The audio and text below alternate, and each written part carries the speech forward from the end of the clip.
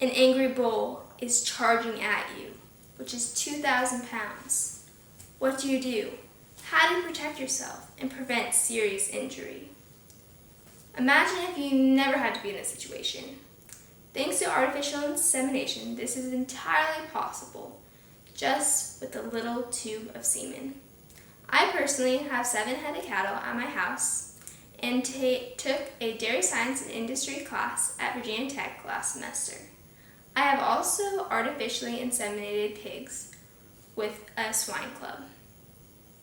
If you're not a cattle producer, you may think this issue is irrelevant, but if you eat beef or consume any type of dairy product like drinking milk or eating ice cream, the choices that farmers make affect you.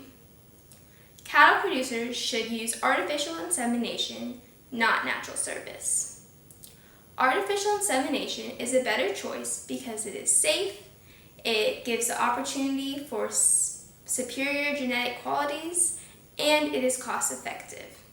Natural service can be extremely dangerous. The Health and Safety Authority Guidelines on the Safe Handling of Cattle on Farms reports that 54% of fatal injuries involving livestock are the result of bulls. If we didn't have the bulls, we could much lower that statistic.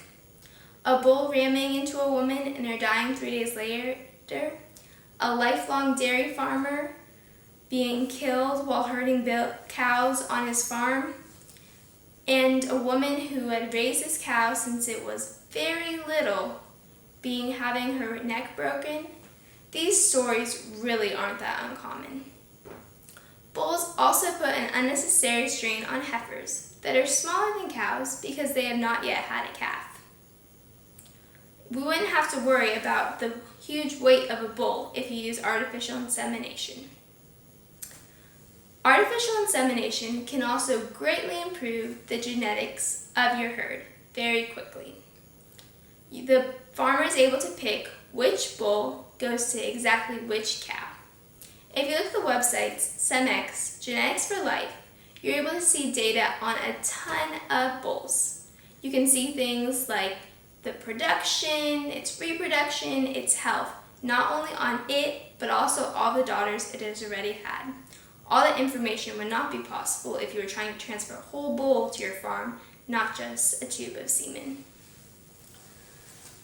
The undesirable traits would also be eliminated because you would not use a carrier bull because that could make the recessive traits come out and we'd have problems like spider legs and a fishy off taste in the milk that you as a consumer do not want.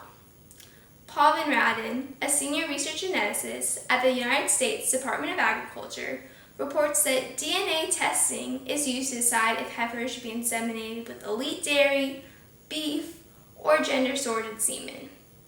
There are so many more options when you use artificial inseminations. Improving genetics can help your farm a lot, but a farmer has to ask, at what cost? Artificial insemination is actually more economical than using a bull. The Beef Cattle Research Council reports that artificial insemination can be $30 cheaper per pregnancy, which even if you just have 500 cows can save you a lot of money.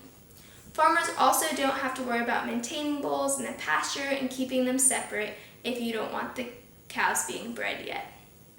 It can also save farmers time because you have more accurate records so you know exactly when the calving season is, especially if you use estrus synchronization that makes it a lot easier for the labor force. Saving money and time is extremely important for farmers because they have a lot that they have to do every day. Artificial insemination is the way all farmers should breed their cattle if the safety of people and their animals is a priority. They want to improve the genetics of their herd and if they like to save money. Next time you drink a glass of milk or eat a hamburger, think about the choices that a farmer had to make about breeding its cattle. I hope they value safety, genetic improvement, and cost effectiveness just like consumers do.